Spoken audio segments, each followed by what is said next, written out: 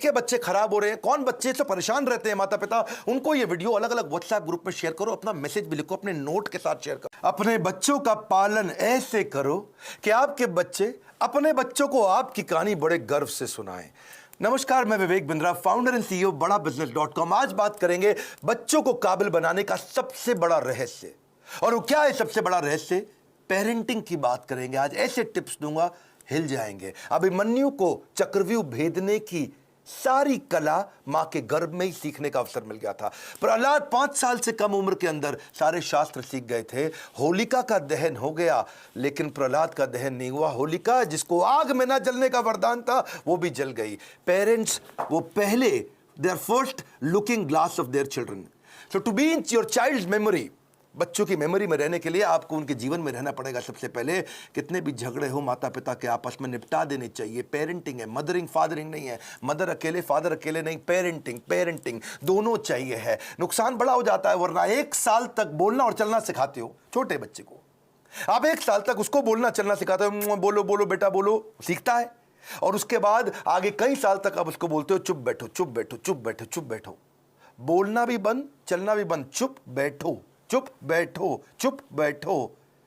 तो क्यों सिखाया 1 साल तक बोलो चलो, अब बोल रहे हो चुप बैठो।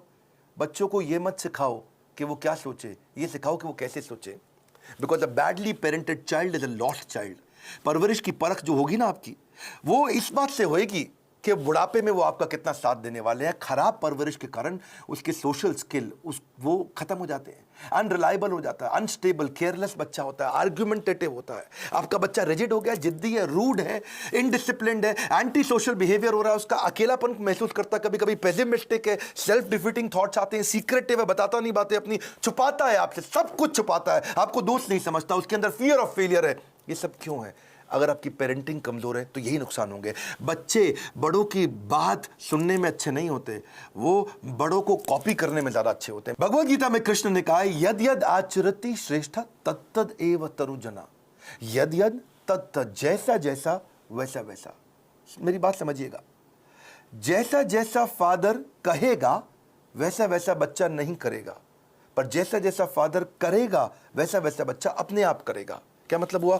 अगर आप बोलोगे तो नहीं मानेगा, आप करोगे तो अपने आप करेगा। इसका मतलब बच्चे कॉपी करना जानते, सुनना नहीं जानते। आप उन्हें इंस्ट्रक्शन मत दो, इंस्पिरेशन क्रिएट करो, वो अपने आप करेंगे। जैसा जैसा लीडर कहेगा वैसा वैसा फॉलोअर नहीं करेगा, लेकिन जैसा जैसा लीडर करेगा वैसा वैसा फॉलोअर अपने आप करेगा। और यही माता पिता और बच्चों के साथ भी होता है। एक बात समझिए कि greatest mark of parent is how they treat their child when no one is looking. जब कोई नहीं देख रहा हो, आप अपने बच्चों को कैसे डील करते हैं। 3 F याद रखिएगा। फर्म रहिए बच्चों के साथ, जो काम की बात है उस पर टिके रहिए, फेयर रहिए, जबरदस्ती सजा मत दीजिए, और फ्रेंडली भी रहिए, ताकि कभी सजा देनी भी पड़ जाए तो मित्रवत व्यवहार बना रहे आपका उसके साथ में।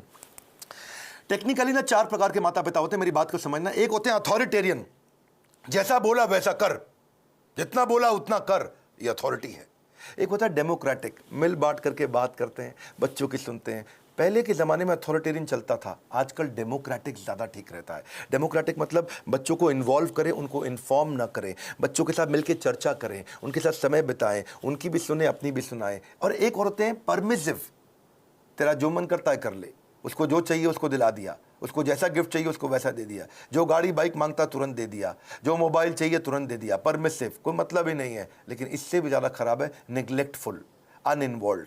वो क्या है? बच्चा क्या कर रहा है, किससे दोस्ती कर रहा है, किसके साथ उठता बैठता है, कोई जानकारी नहीं है, कंप्लीटली नेग्लेक्ट कर रहे हैं। आप कौन है? अथॉरिटेरियन है, जितना बोला उतना कर। डेमोक्रेटिक है, मिल बांट के रिश्ता बनाते हैं। परमिसिव है, जो करना है कर। नेग्लेक्टफुल, पता ही नहीं है कि क्या कर रहा है वो। तो 4 में से सबसे अच्छा है डेमोक्रेटिक पेरेंट होना। बिकॉज आप नहीं तो बच्चा बर्बाद हो जाता है, वो झूठ बोलना शुरू कर देता है। और अगर वो ज्यादा झूठ बोल रहा है, इसका मतलब आपने बहुत रिएक्ट किया था उसकी पुरानी गलतियों के ऊपर, और फिर वो सीक्रेटिव हो जाता है और अपनी बातें नहीं बताता। मैदान में हारा हुआ इंसान तो जीत सकता है, लेकिन मन से हारा हुआ इंसान कभी नहीं जीत सकता। तो मन से ना हारे बच्चा। अब सुनिए पेरेंटिंग के असली टिप्स। पहला टिप, इनकरेज करिए अपने बच्चे को, वो बचपन से इनोवेटिव थॉट प्रोसेस बिल्ड करें। उसको ऐसे प्रश्न पूछिए कि वो इनोवेशन बिल्ड कर सके। दूसरा, उसके साथ बैठ के किताबें पढ़िए और अच्छे वीडियोस देखिए। ये नहीं उसको बता दिया, उसके साथ बैठिए, खुद भी पढ़िए, चर्चा करिए उसके साथ में। तीसरा, कुछ क्वेश्चनिंग का आपस में फॉर्मेट बिल्ड करिए, म्यूचुअल क्वेश्चनिंग, कुछ वो आपसे पूछे, कुछ आप उससे पूछो, और खास तौर से आप उससे पूछो, वो आंसर करे, ज़्यादा बोलेगा, रिलेशनशिप बनेगा।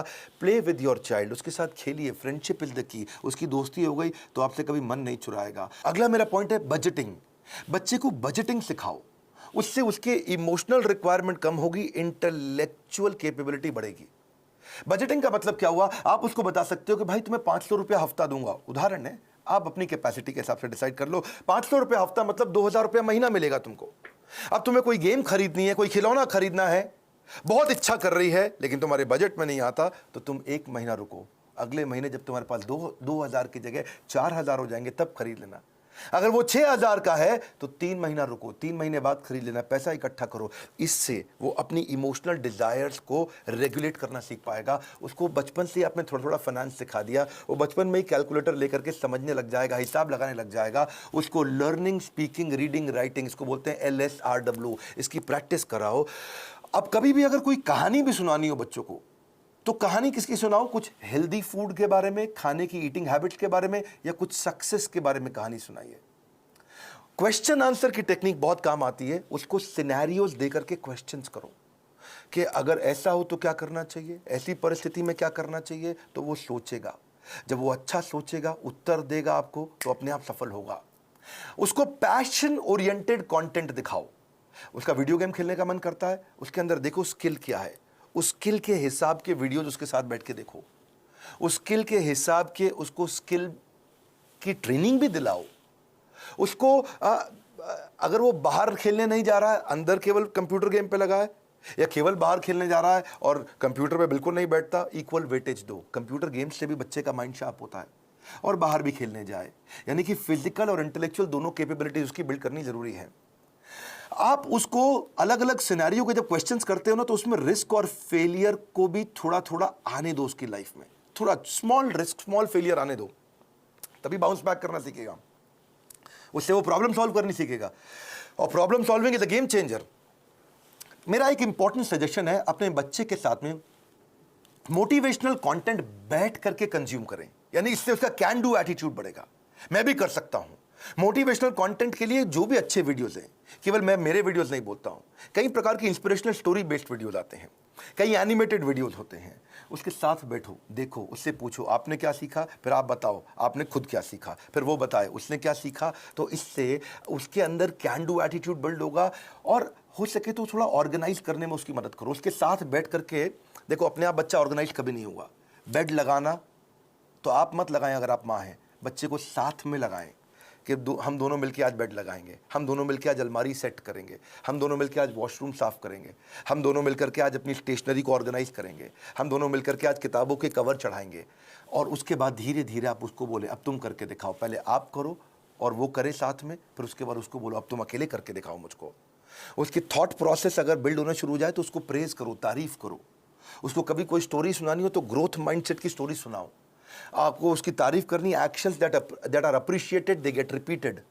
तो जिस एक्शन पे आप उसको अप्रिशिएट करेंगे, उस एक्शन को बार बार लेगा। जिस व्यवहार पे दोगे पुरस्कार, उसी को तो वो दोहराएगा बार बार।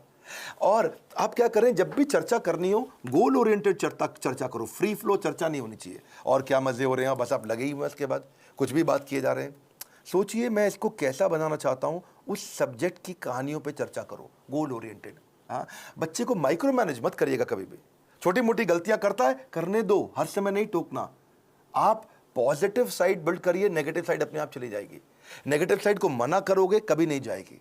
तो इसलिए पॉजिटिव सोल्यूशन ओरिएंटेड क्वेश्चन पूछो। अगर वो कोई गलती कर भी देता है, बताओ मत तूने ये गलत किया, उससे पूछो इसको और अच्छे से कैसे कर सकते थे बेटा, इससे अच्छा तरीका क्या है, ये क्या है, पॉजिटिव सोल्यूशन ओरिएंटेड क्वेश्चन। बेटा आपको क्या लगता है सबसे इंटेलिजेंट बच्चे इसको कैसे हैंडल करते, बेटा आपको क्या लगता है सबसे अच्छा तरीका इसको करने का क्या हो सकता है। तो वो बेचारा कंपल्शन में आपको सही आंसर देगा। जब वो बार बार सही आंसर देगा, बार बार सही आंसर देगा, तो उसके संस्कारों में बैठना शुरू हो जाएगा, और धीरे धीरे वो वैसे ही प्रैक्टिस में भी आ जाएगा उसके। इसके बाद इसी का तरीका, इसी को बोलते हैं इन्वॉल्विंग पेरेंट बनना, इन्फॉर्मिंग पेरेंट नहीं बनना है आपको।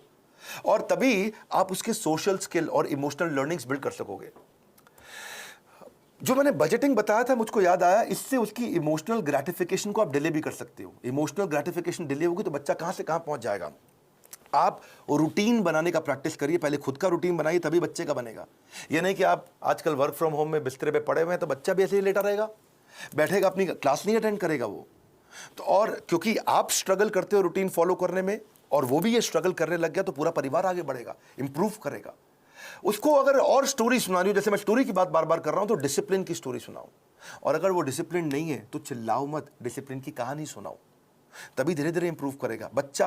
अगर आपने उसको बोला ना, बेटा सॉरी बोलो, आंटी को सॉरी बोलो, बेटा तुम गलत कर रहे हो सॉरी बोलो, सॉरी बोलो, समझ नहीं आ रहा मैं कह रही हूं सॉरी बोलो, बड़ा बेकार बदतमीज बच्चा, सॉरी बोलो, तो वो क्या करेगा, उसको लगेगा सॉरी बोल दूंगा बच जाऊंगा, अच्छा सॉरी, उसको लगा ले मम्मी चुप हो गई, ठीक है आगे से मत करना।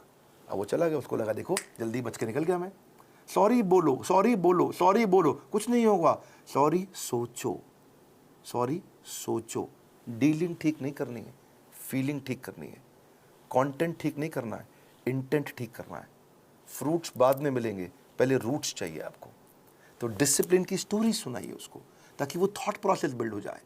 पब्लिक में उसकी बेइज्जती कभी मत करो, आपको पब्लिक में उसकी तारीफ करो, बेइज्जती कभी करनी है या बेइज्जती मतलब थोड़ा करेक्शन भी देना है तो प्राइवेट में करो, अकेले में करो।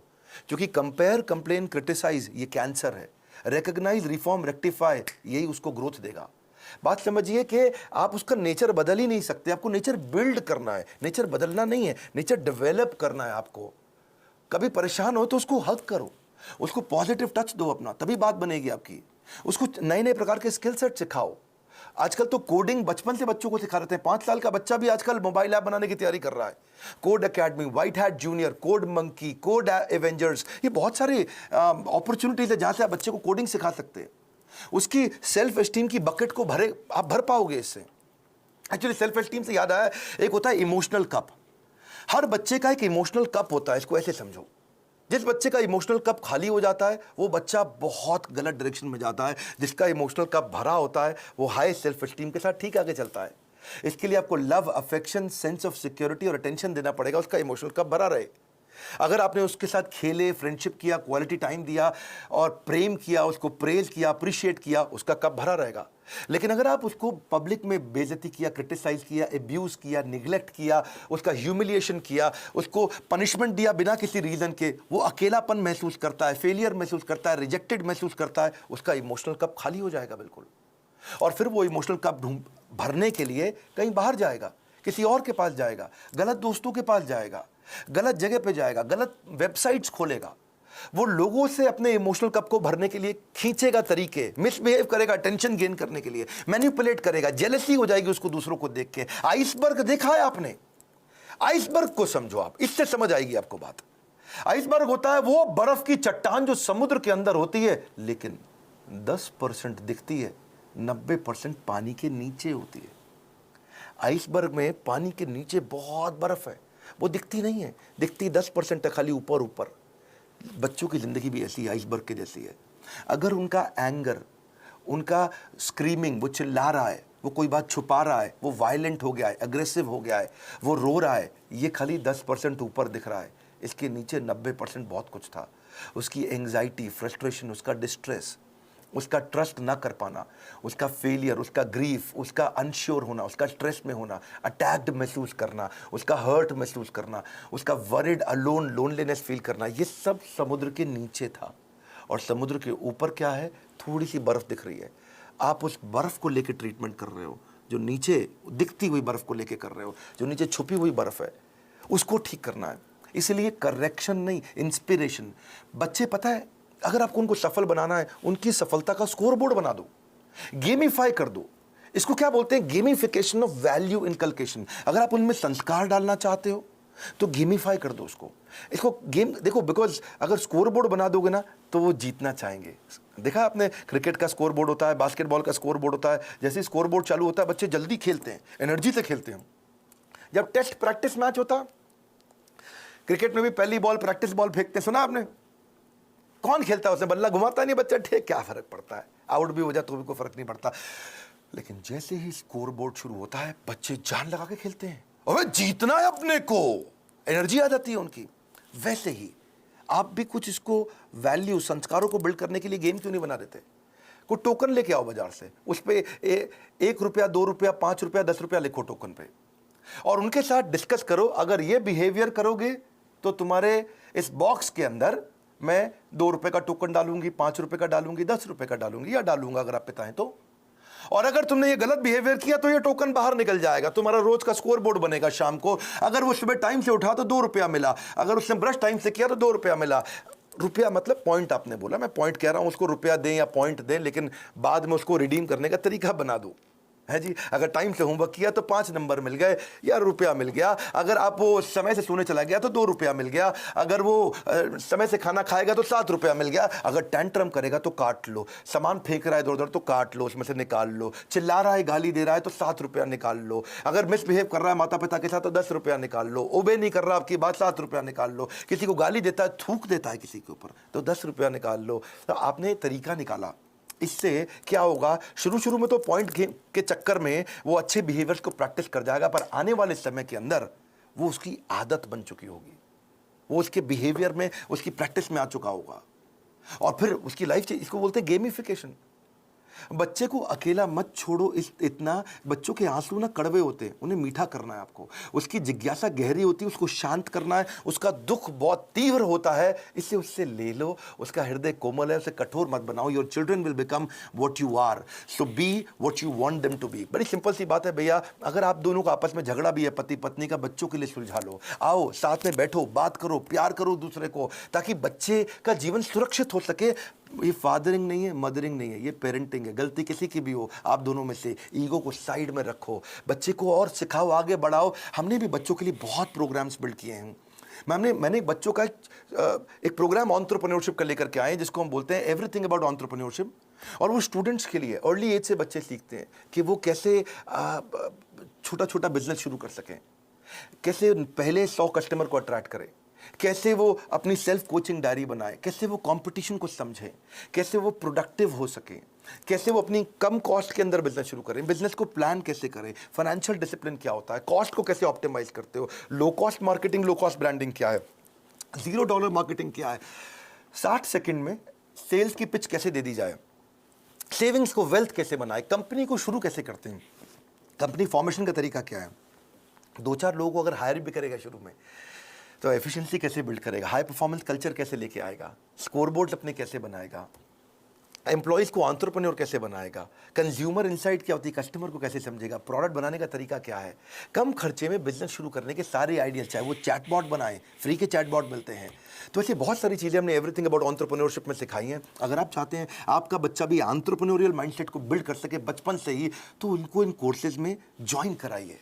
इस समय बच्चों के लिए हमने 50% डिस्काउंट रखा हुआ है। और अगर ये पेरेंटिंग के टिप्स आपको काम आ रहे हैं, मैं रिक्वेस्ट करता हूं, सोचो ये किस किस को काम आ सकते हैं। ईमानदारी के साथ थोड़ा 2 मिनट और लगा लीजिए। आपने इतना समय लगा लिया है तो आप सीरियस है कंटेंट को लेकर के, क्योंकि आपने इतना समय लगाया। अब सोचो कि किसको फायदा होगा, किसके बच्चे बिगड़ रहे हैं, किसके बच्चे खराब हो रहे हैं, कौन बच्चे से परेशान रहते हैं माता पिता, उनको ये वीडियो अलग अलग व्हाट्सएप ग्रुप में शेयर करो, अपना मैसेज भी लिखो, अपने नोट के साथ शेयर करो, लाइक करके उत्साह बढ़ाओ अगर ऐसे वीडियो पसंद आते हैं। और नीचे मुझे कॉमेंट बॉक्स में बताओ कि आपको कौन से वाला वैल्यू, आपको कौन सा वाला आइडिया, आपको कौन सा वाला टिप सबसे ज्यादा पसंद आया। मैं कॉमेंट बॉक्स में पढ़ने के लिए आऊंगा। इस बार हमारे साथ जुड़े रहने के लिए, दुनिया का नंबर 1 एंटरप्रेन्योरशिप यूट्यूब चैनल बनाने के लिए